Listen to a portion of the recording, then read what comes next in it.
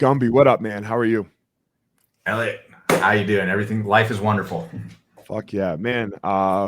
We've known each other for a grip here, right? Like kind of the first American scene of jiu-jitsu in America. And it's been an interesting ride to watch. Yeah. Like I want to say, like, I remember watching you come up as a Malls boy back in the day, and like then the two of us go way back, and then watching you coming up, like tearing the tournament scene apart back all the way back in your blue belt days. I remember. Yeah. There was a couple of us, right? There was me. There was both Glovers, Tyrone and Jeff, right? Yeah, everybody forgets about the Big Brother Glover. Yeah, everyone forgets about Team Money, and I think Team Money. I mean, he's doing his Isn't he thing in now. Colorado right now? Yeah, he's a lawyer. Yeah, he's a lawyer I knew out that. here in Colorado. So he's killing that game now. He moved out here to go to law school in Boulder, and then now he's doing that.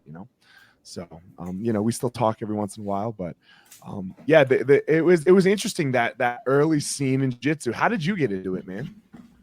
Into jiu-jitsu, man, like just into jiu-jitsu, good. Yeah.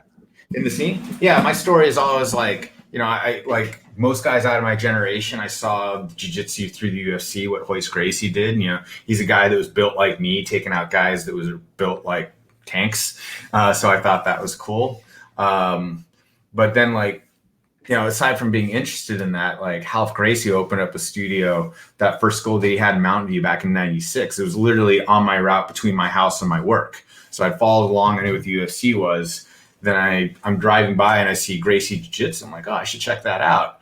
And I gave it a couple of weeks of driving by and then finally jumped into it. I can't remember what the circumstance was. It wasn't fear or anything like that. I was like, I'm going to go ahead and try this out. And fell in love with it. The rest is kind of history in that sense. Did you do martial arts beforehand? Have you ever done martial arts before you started with Half? Yeah, I did judo when I was a kid for like maybe 2 years.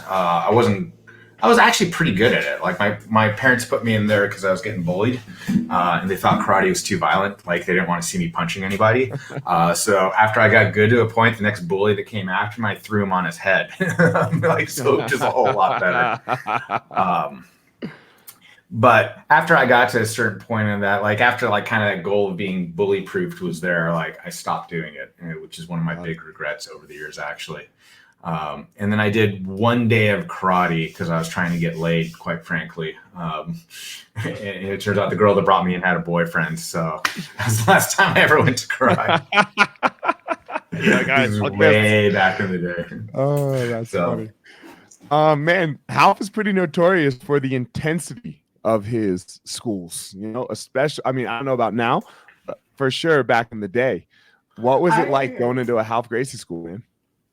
I mean, I think he has a reputation nowadays, given certain events and stuff like that that's happened, of being like, he's still an intense guy. Like, right. I love the dude to death. Like, let me just get this out of the way right there. Like, he loves hard. He trains hard. He pushes you hard and all that. But it comes out of a spot of like that intensity is like, really love. But it takes a while to kind of figure that out about him. Like, you hear the stories, you see him, like, like he has that kind of like, for lack of better words, that aura about him, like more so than anybody else. And you feel like, man, this dude's crazy. And then you approach him and then you get to know him a little bit. Like you enter in one of the schools, like, oh no, he's actually really friendly. Like, like he's a good dude and all that. And then you really get to know him. It's like, man, this dude's crazy.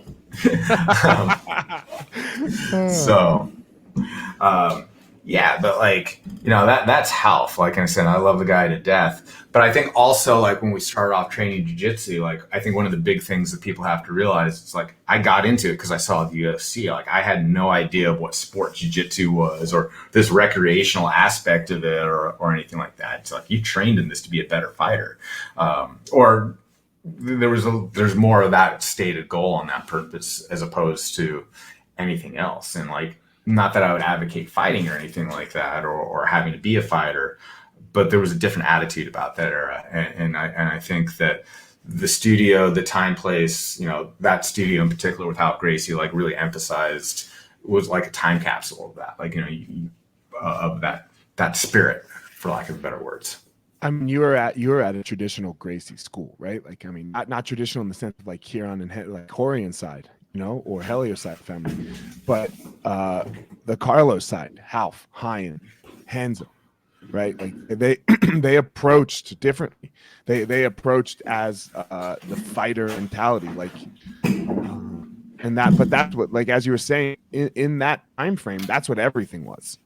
Like I can remember being a blue belt, and maybe just even a good white belt, and like for intro classes, I don't know how Half's was, but our school was like, we picked a fight for an intro class. Like when somebody came in for their first class, we're like, all right, we're going to beat your ass, and nicely, but we're going to beat you up. And that was how we did it. And I would like sit on the wall and be like, yeah, come on, let me get that fucking guy all, So I don't know what was that culture like in the school for you guys, especially being it, it was surrounded around fighting, like you said.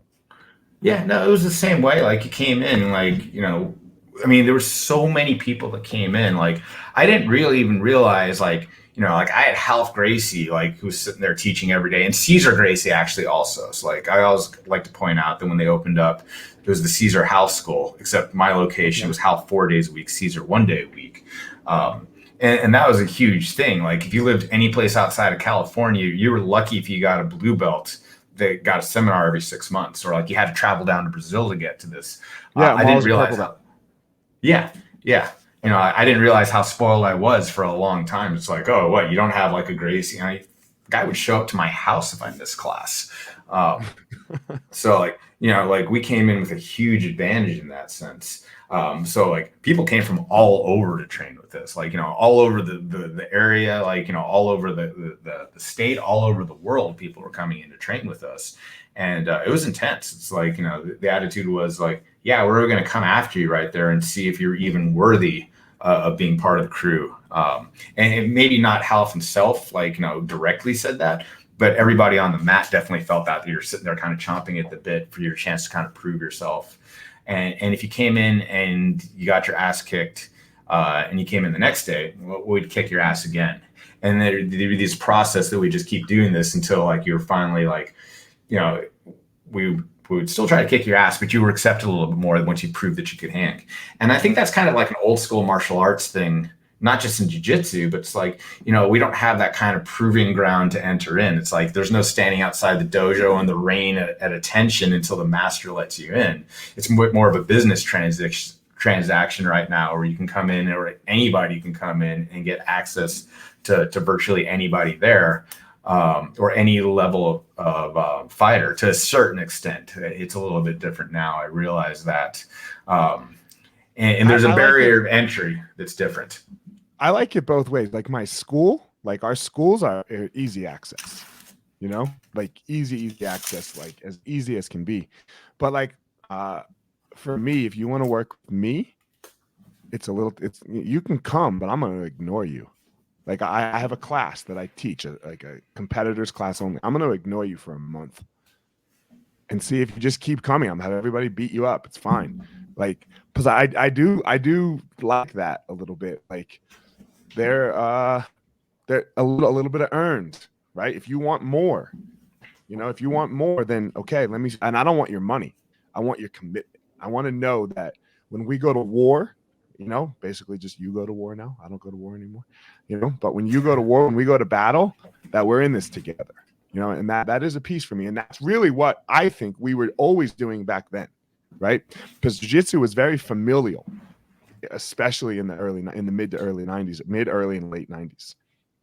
Yeah, absolutely. Like, there was a price of entry, and like, yeah, it's different right now, but like, I want something that money, it's not a monetary transaction for sure. You can't buy your way into that. It's earned, and it's earned in different ways, and everybody kind of has their own levels on this. And I think the difference now is like, we have schools, or like, even other people's schools, there's an easy entry place, and then there's a hard entry place. And the easy entry is important. Like, like I want more people doing martial arts and taking this, if there's one negative spot about where we're at back in the day, is we chased off a lot of people that probably needed martial arts more than we did. They needed that kind of, all those benefits we can talk about the self-confidence and the self-assurance and the realistic scenarios and stuff like that. There's a way to bring somebody in that we probably scared you off. that you would have had some great benefits on that. And I want more of those types of people to be able to enjoy and do jiu-jitsu. Yes. But like to get to a certain level of this, or to like, you need your soldiers, you need the guys that kind of prove it. You still need that. So like for me, it's always been kind of this balancing act of like, yeah, I want everybody doing this, as many people as possible, but not every person is ready for every level of jiu-jitsu or what I have to show. And you have to draw those lines. And that's okay. Like, and I think it's very strange because we're in a time in society a little bit where they try to say that piece isn't okay, right? Like it's like, oh no, you should want, you should. Why don't you want everyone to be a world champion? And I mean, I would love them to, personally, right? But what it takes is intense. What it takes is hard. There's only one world champion at a time. There's only one world champion at a time. Not everybody is going to be a world champion. That's just the hard reality of the fact. Mm-hmm. You can be the best that you can possibly be. And it's really the telling you just like, and that's wonderful. Like I want everybody to be the best you can be, but in terms of being the best in the world, like realistically, like, you're not all going to be that. We're not all going to be NFL quarterbacks and princesses and the president of the United States. Well, that's the worst job right now, bro. I don't want that job. Fuck that. Okay. But like, yeah, for sure. But there's this thing. It's like, you can be anything you want to be. And it's like, let's temper that with a little bit of realism on this. Mm-hmm. That I tell people, hard work isn't like a guarantee of success. It's like your minimum requirement for success. Yeah, that's a good one. Yeah, because look, and I don't know. I feel like I'm a living testament to that, bro. I worked my fucking ass off, and I am not a world champion. Like I don't believe I could have worked harder. I couldn't have worked harder, and there's no world titles next to my name. Yeah, that's okay. There's something else that takes you to that spot. There's some other circumstance. And here's one for you. What do you like? If I say world champion, I'm going to be distinct about this. Black belt adult world champion. That's all there is. That's the only one that matters. I know a lot of people feel better about it, like, oh, I won like blue belt master 3, like, whatever. It's like, that's a great accomplishment, and don't let me take that away from you. Yeah. But don't add that title world champion to your thing. Like, that's indicating you're not. Like you're not. Let's put a couple of asterisks on that right there. And again, like jiu-jitsu, but again, there's nothing wrong with that. Great. I am so fucking happy for you. You are amazing. And to you, in your weight class, in your division, you are a world champion. And I'll say that. I'll be like, you are the world champion of your weight and your age and your belt, but you are not a world champion. Because that, and some of my students are going to listen to this, and I'm going to get in trouble because I've had this discussion back and forth, and it hurts people's feelings, and I fucking love them, and I totally love them. But we can't go around calling everybody a world champion. Now, I do think though, like for that person, when they need to accomplish something, they can say to themselves, "I'm a fucking champion. I'm a world." Like they can say that to themselves as a motivator, but it's not in the record books. Yeah, no, like it's how you're like. What initially attracts us to jiu-jitsu, like what sold jiu-jitsu is reality, right? Like what actually works and what doesn't. Like if you don't have some basis of reality, and I'm not just talking about like, oh, let's get into a street fight and prove what's on. Like there's other levels of reality in your perceptions of things. If we're not realistic about that, then we've lost a huge element. We're doing people a disservice on that. It's like, so it's tough love. Is what I'll call it right there. It's like, look, I say that I'm a 4-time Pan American champion, and in parentheses, everywhere where I say it, like on my place, it says blue, purple, twice a brown. Yeah, which is again an amazing accomplishment. It's an absolutely amazing accomplishment. That's so tough to do, especially in that era and the guys that you win against and stuff like that. But like I said, really like. Black belt world champion. And it's not that you didn't work your ass off to get to that spot, or anybody else didn't right there. There's just something else that makes you that, like, there's a step above that, and you have to kind of recognize that. There's a step that, there's the Michael Jordan effect of all sports. There is the Michael Jordan effect, and he had something different. And that's what legends are made of. For Yeah, sure. and you can't really even explain it or train it. Like you can start somebody off from birth, and they're not going to necessarily have that effect. So, but it doesn't mean you can't be the best you can. You can't get like all you can out of this. And it doesn't mean that jiu-jitsu is not amazing for you and that you're not really good at it and all of these things, and you can't benefit all of the amazing benefits that you can get from doing jiu-jitsu. And so like it's a hard thing, but it is the pill to swallow that we need to swallow. I like how you said it. We need to live in reality. Yeah, no, like, like jiu-jitsu is supposed to be an ego check. Like everybody says, like, oh, I got my ego checked when I walked into the door the first time I came in. Like I learned like I knew nothing. It's like, well, it's like after you get to a certain rank or after you learn some jiu-jitsu, like it doesn't mean your ego gets to blow up again at that point. It's like, that's your first lesson in humility, in reality right there. You got to kind of keep going that.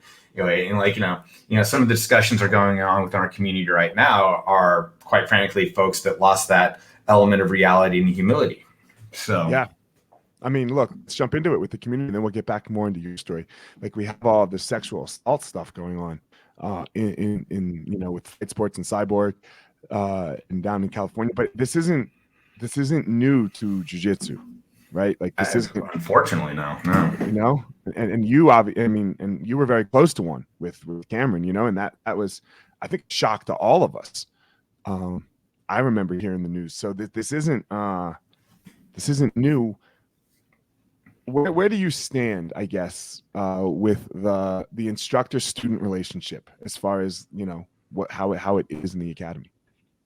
I mean, it's sacred, and I take it very seriously. Like as much as I want everybody to train jiu-jitsu, it's a right and not a privilege. My ability to instruct is it's a privilege, not a right. Excuse me. Right. Okay. Yeah. Get that the other way around. Like it's an absolute privilege, and everything I've ever done in my life is like, you can look at it.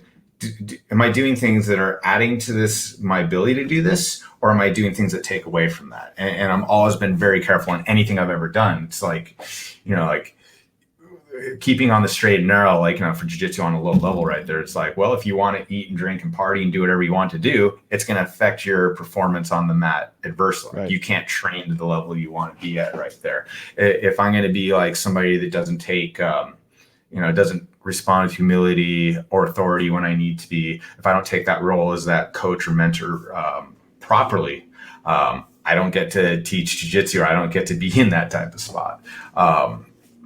So like, I think it's the lesson that you should have learned when you first walked in on the door. And it's just kind of this continuation. It's really hard to do that. And I take it really seriously. And again, it's not a right, it's a privilege, but it's a privilege I take really highly. I place it at a high spot. You're given a lot of power on that. I don't want to exploit that type of power for bad. I think a lot of this type of stuff tends to be as much as it's since we're specifying the sex crimes and stuff like that, mm-hmm. which are obviously awful. And I don't really have to tell I'm against sex crimes on there. That's an easy thing to say, right? Yeah, but I'm also not understanding that one, right? How we're getting praise for saying we are against sexual assault is crazy to me, because no shit, it's fucking illegal. Yeah, it's virtual signaling if I say it like that. But if I tell you have to take a hard look at yourself as an instructor, you have to look at yourself as a coach, your school, your relationships with your students. You have to look at your levels of responsibility to them. You have to approach it with that's a harder thing to do. And not all of us, not all of us, hopefully 99.9% of us within jiu-jitsu and then some would never even think about having that kind of improper sexual relationship to whatever level it goes, a horrible level it goes to that point. We're talking about the 0.01%, I hope. But every single instructor out there now has to realize the power in your relationship and the responsibilities that we have, and how much we have to take that seriously, and how we have to analyze that constantly. It's constant maintenance and work to be able to do that properly. Even the words we say, even the words that come out of our mouth, sometimes you have these young students, especially for us, young males, right, that are looking up to us because we've accomplished and whatever. God, fucking hanging on every word you say sometimes, and that is a responsibility. And you accepted it. You accepted it the second you became a teacher. You don't get the I didn't want this role. Yes, you did. You know, yes, you did. You opened a school. You said you wanted to be a teacher. You're gonna have people looking up to you. You said yes. You checked the box. Yeah, checked the box. Yes, I will be someone's role model. That's how I see it. Yeah. No. And it's, yeah, that's exactly it. Like, remember the old Charles Barkley commercial? That was like, I'm not a role model.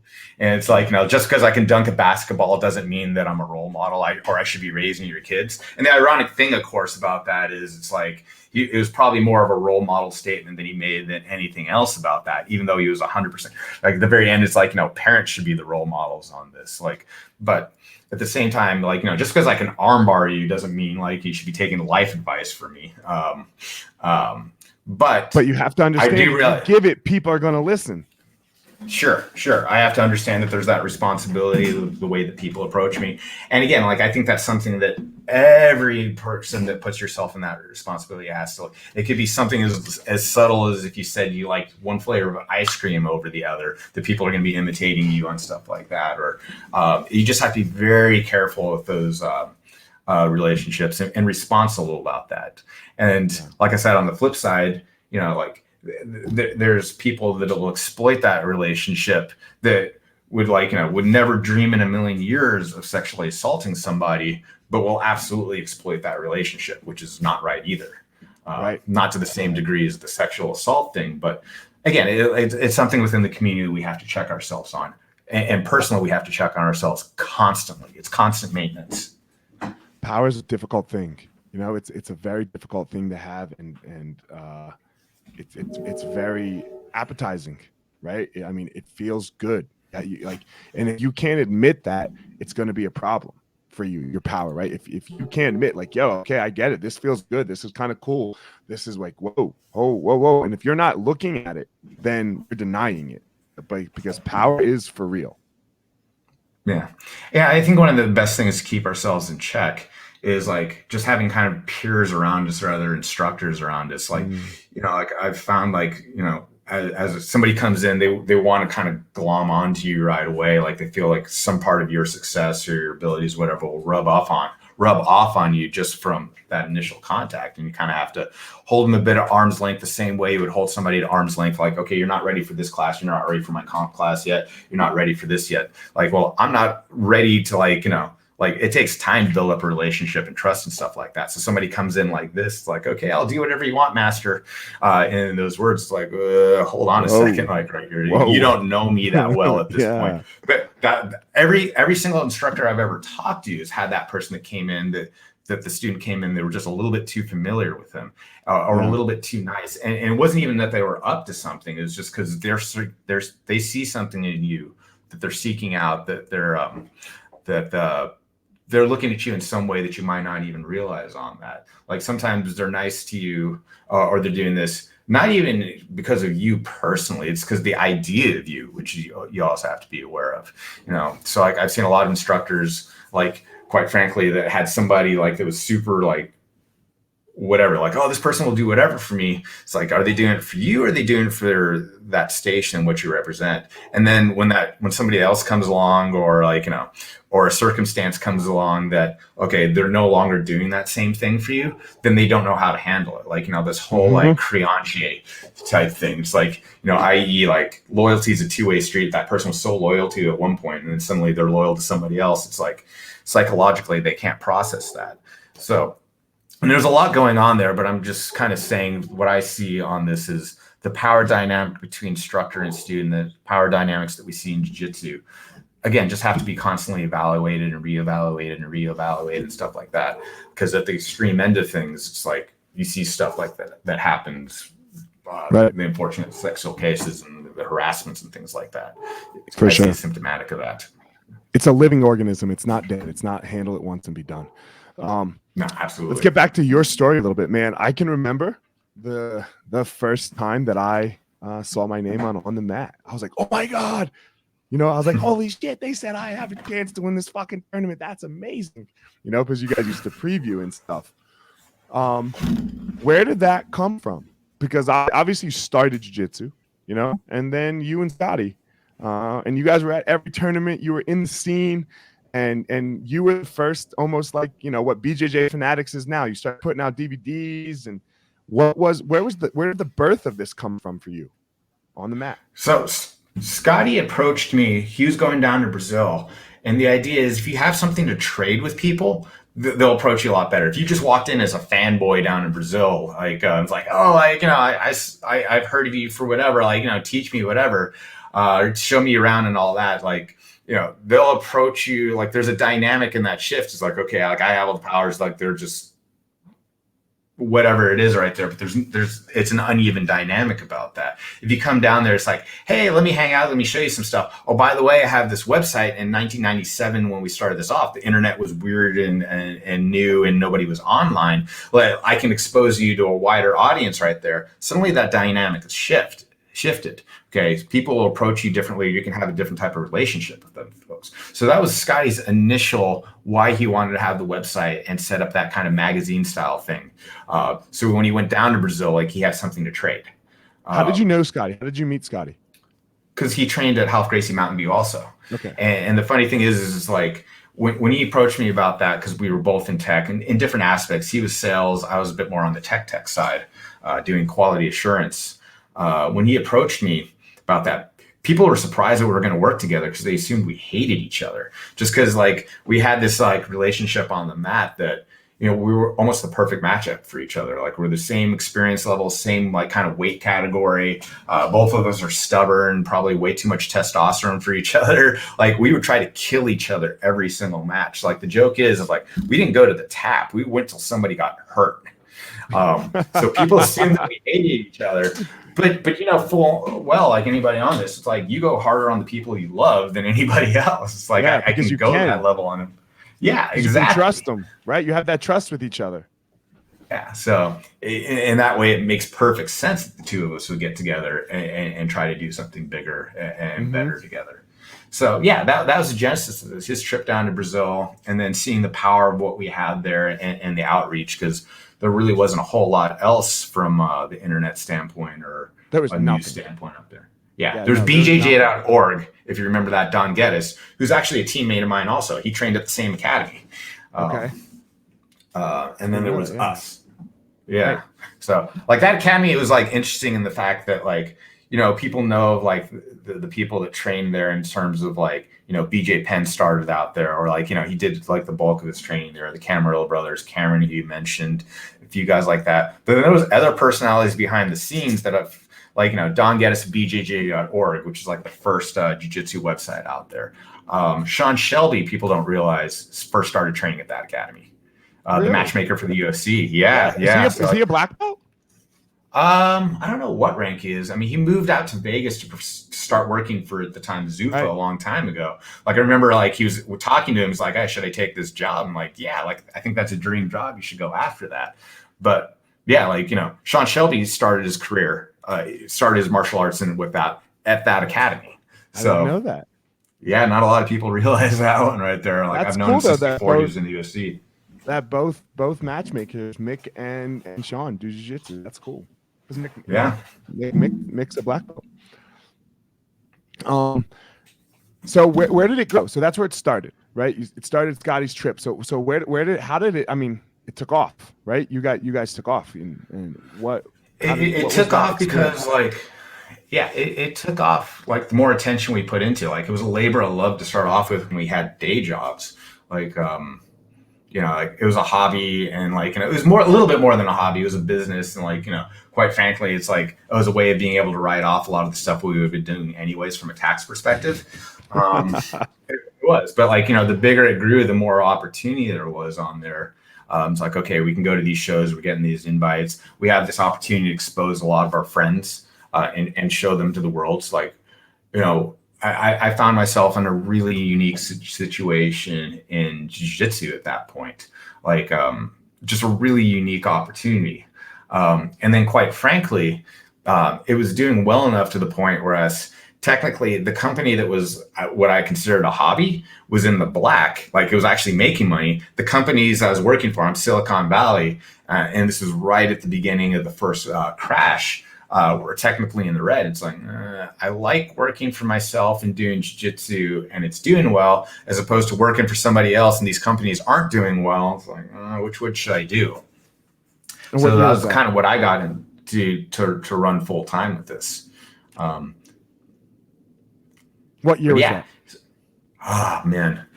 I think the last time I had a real job was either 2000 or 2001. So it's going on 20 years that I took the leap and decided to do that. And Scotty had done that a little bit earlier. Like I think it was right after 9/11 had happened that he made this decision. Like, I want to move. I want to travel. I want to take advantage of things. I want to live down in Brazil for a while. And he initially had this idea that's like, oh, we should go down together and we should live in Brazil. As much as I liked Brazil, he had a better, like, and I had a wonderful experience there. I think he had a different experience than I did, that he wanted to live down there. I liked visiting there, but I had no intention of living there. But it actually worked out really well from a business side of things, because he went down to Brazil, got to know a lot of the Brazilian side of things. I got to be friends with legends like Paquetá, and Daryl Golar and like the whole BTT team, in addition to training Gracie Baja at that time and stuff like that, and discovering a lot of guys before they became famous. And then my mission at that point became, was like, well, if you're going to do that for Brazil, I'm going to do that for the United States, because I'm an American and I want to see the Americans do well in this. So I'm going to try to, events like Grappler's Quest or some other events and stuff like that too. I want to make sure that the American fighters the American Jiu-Jitsu guys get just as much shine as the Brazilian guys do. What do you feel about that term, American Jiu-Jitsu versus Brazilian Jiu-Jitsu? It's a label like anything else. And I get it. People are trying to push the pendulum back. I mean, like I tell people, what did Chinese people call Chinese food in China? You call it food. Like, it's just what it is right there. Like even Ralph, like would always say, it's like, they don't call it Gracie or Brazilian Jiu-Jitsu there. It's like, it's just Jiu-Jitsu down there. So like, I prefer that. Like, I understand that people want to differentiate themselves or like say what there are. Like, there's a sense of like, like as Americans, we need a little bit of that, rah, like that American pride to kind of push through things there.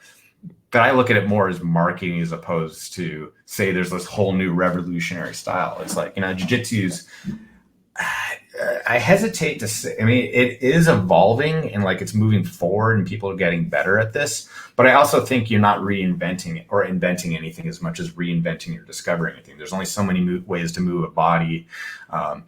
The second that you think like you're that special, like you came up with something great, then you'll be really sad and depressed when you see like, or excited, depending on who you guys are, that if you see like a video, like some Kodokan video in the 50s of some Japanese guys in black and white, old timey footage doing the exact same thing you just thought you invented. Right. Yeah. And I agree with you. I'm more like, I just do jiu-jitsu. Like I don't like the culture before that or the nationality before that. I don't really associate with, I guess, so much. Yeah, if you do jiu-jitsu, quite frankly, it's more than likely we have something in common there. Hopefully we're more in friends with there. Like, I don't want to have this differentiation between, oh, you're Brazilian, you're American, you're Polish or British or whatever, something like that. It's jiu-jitsu. Like, the best thing, or one of the best things about jiu-jitsu when done right, is this level of community that any place you go to, like if they do jiu-jitsu, you got a local home base right there. You should have some friends. You have an inside scoop at any place you would go to, even without speaking the same language. Exactly. That's awesome.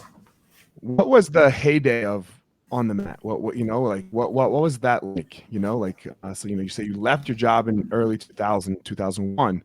When would you say it was like, yeah, we are like in the middle of this like really cool scene?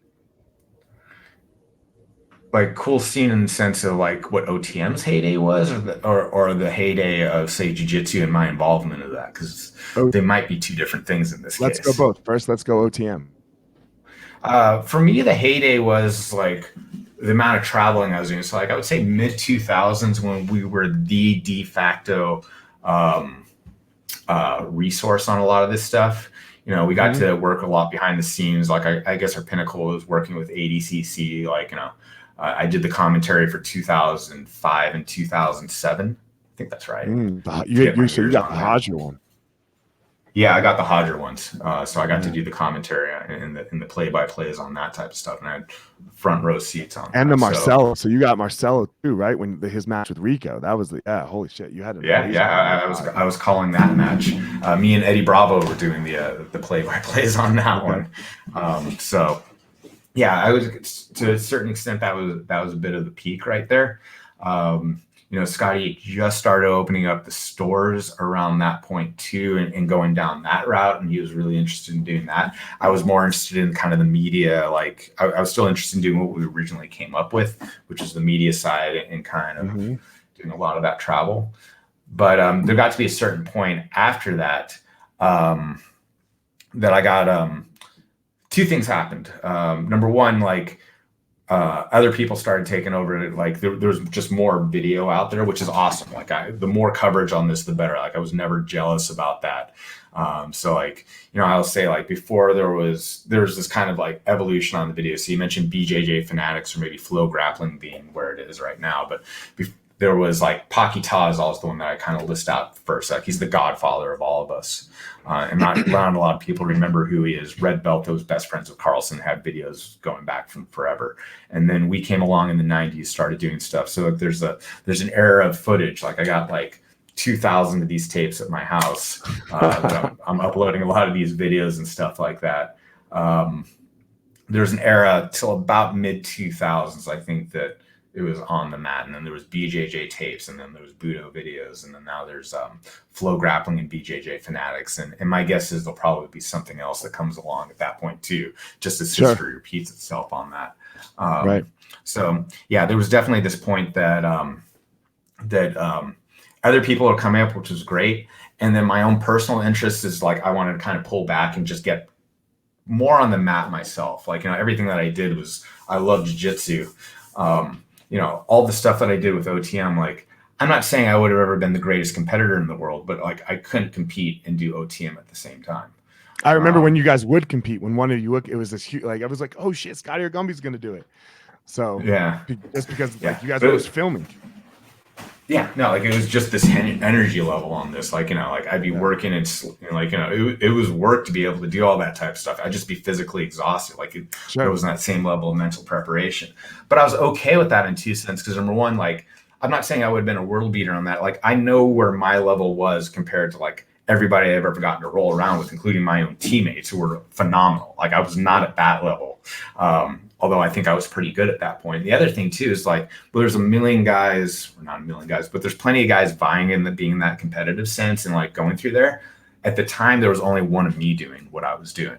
And I felt the work I was doing was important enough that I didn't see it as the sacrifice, like, okay, I'm going to put aside my competitive career for this. But I did see it as like, in that positive sense, like I can't do, like, I'm not going to do this because I have so much more to give in this particular area, like that whole media personality, whatever era, whatever you want to call it, that I got to do. Sure. That was a very rarefied thing that I got to do. Yeah, 100%. What are you up to now, man? What do you do, work-wise? Like you run the school and what are you up to now? Yeah, I'm focused on my schools now. I had opened up a second one, which was slated to have grand opening in March of 2020 before everything shut down in California, which is thankfully to the support of our students is still there. That was like, don't have to tell anybody here. Like everybody has their own stories of how rough 2020 was for them. So like, my main thing is I just love being on the mat and like, and even if I don't have that same competitive fire or even ability anymore. Like I like the idea that I'm in another way building up the next generation and kind of instilling my values and my jiu-jitsu and the way I was brought up and the way that I've seen things. And like, I like seeing that continue on. So I've had that school since 2009. I've been teaching longer than that, but I've had a school since 2009. And now the next phase of that is I still love being on the mat. I still love teaching. I'm still on pretty frequently. But now I've also built up other guys that are instructors at this point. So I'm trying to kind of realize what they're able to do with this and how they can kind of go ahead and move forward and how they build out the next generation on this. So I'm actually really proud of that. Like I I actually have an abundance of really good guys, and I've actually made them partners as opposed to employees on this. Like I really want them to Ownership or be profit? fulfilled. I've given them part ownership on the gyms. Okay. Oh wow. Yeah, How many small guys? How percentage. many Which guys? is How many people? so far I have 2 gyms. Like Okay. my goal is like my thought process is instead of sitting there and like trying to keep a larger ownership on this, if they have ownership on this, they'll work harder. Like you will work harder as you have ownership on this. You know, you have something vested on this. So even if my percentage of the ownership goes down a bit, the overall project gets a lot bigger in this sense. And like there's the financial aspect on this, but there's also the realization like we have enough students like, you know, I'm not responsible for every promotion that happens anymore. Like these are going to be your guys at this point. Right. Yeah. And you need to have that level too. Like the best comparison I can give it is like if you see chefs that open up restaurants and stuff like that, and eventually you develop a chef that's so talented underneath you, like they can't just be preparing your recipes forever. Like they need to go out and do their own thing. But there's also a way of going out and doing your own thing that contributes to the whole, as opposed to like, okay, fly out of the nest and I'll never see you or work with you again or anything like that, which is fine if they want to do that. But I think our project right now is to like see how big we can make this together. Is what I'm trying to do. And we're digging it. We have to go. I mean, that's what Amal and I are doing. So fuck yeah, I hear you. Yeah. I'm preaching to the choir on this. You get that, and like, you know, that's what Amal did for you. Like, you know, it could have been just his, but like, you know, quite frankly, like, you know, you guys share that success right there. And I'm sure there's other guys that are contributing to now that I haven't personally met. Yeah, you just don't know them, but I mean, Amal and I are fucking gold. We you know, I teach, bro. I don't run a business. So, man, I normally ask 2 questions to close. I don't really have to ask you the one. The one is like, why do you do the podcast? It's because you and I are homies. Like we know each other. You know each other for 20 years. Yeah, and I was excited. I've been following along your stuff too. And it's like, you know, like I don't want to say like your whole like what you're preaching right now is like kind of I want to say, and correct me if I'm wrong on this, but this is so interesting to me. Second act. So like, you know, you had a high level of success as a competitor. You had a high level of success both in jiu-jitsu and MMA. And I've been watching your talks and stuff like that. So like, well, where do I go from here? And you're a huge success story on that. Like, I'm not just saying that because you're in front of me and we're homies and all that, but like, I have plenty of friends that like, okay, after that competition thing, what do you do from there? What do you do with the rest of your life at that point? And you have the whole rest of your life. Your competition career is that short on that. And to see what you've done with yourself and the message you're putting out there was actually super important to me. Like, you know, I really, really appreciate that. And even guys that I've seen that had a level of success at one point, like, I think they need to hear that message. Like, you know, like, what do you do yourself there? Like there's a way with of being out there and still being involved in the community out there too. It's like, just because you can't tap every single person that walks in the door anymore doesn't mean you don't have something to contribute with jiu-jitsu or what you're doing. And it's how you're moving forward on this. So like, you know, as opposed to just reliving, like, you know, learn from your history, but we're still going forward on the future on this. And I think, like, honestly, like, and again, I'm not just saying this since you're in front of me, like, as far as the many personalities within jiu-jitsu that I've seen and that are having the social presence right now, like, I think you're the guy that gets this. Like, I really do think you're the guy that understands that. And I think that's important. I appreciate it, man. So I was super excited when he's like, hey, be on the podcast. Like, man, like, you know, like, we have so much to talk about. I appreciate it because it is very important. Like, because in anyone's professional career as an athlete, it's very me focused, right? Like it has to be. You can't be anywhere else focused. It's me. It's about me. And then you see as that winds down, I won't even call it short-sighted because it was necessary, but hopefully it switches. And this is the hard part for most athletes, is the switch from me to we, you know. And my we came from a breakdown, and I've explained that a lot, and you know, and people can hear my story wherever they want. But that's what it really was. It's the switch from me to we. So how can I have a touch on every single human's life that I interact with, and how can I move their life forward for the positive? So I appreciate you noticing. is what I'll say, because it's super important to me, and it's what I'm trying to do, and I'm not super skilled at it, like the whole like online social media. Like, it's hard, right? It's a new skill that I didn't have to learn before. It was just, Elliot, go fucking fight. So thank you, I appreciate it. Yeah, well, you'll get that skill. Like, plenty of people have the media skill and don't have the message. So like, you have the message and you have that understanding, the media stuff will come. It comes. It's time. It's just like getting good at jiu-jitsu. You know, I'm a blue belt. You know, I just got my blue belt. Maybe I have a stripe. Man, I always, and the last thing that I ask people, I think everyone has a unique power in the world. I believe everyone has something that makes them amazing. That doesn't mean money, and that doesn't mean fame or anything, but something that this is what I give to the world. What's your power? That's a good one right there. I'd say that sometimes I've compared myself to Forrest Gump in the sense that I'm right place at the right time at all places. Like, and I'm me sitting there telling JFK I have to poop or something like that. Like, you know, really, like in my life that like I've met so many, I mean, like even within the jiu-jitsu community, like you'll meet so many interesting people from walks of life. Like, you know, we're all kind of equal to a certain extent in the gym, where we don't really care about your outside life to a certain extent. Like, I don't care what your job is when you come in. But you'll find out, like, from conversing with folks, people have really interesting jobs and lives and stuff like that.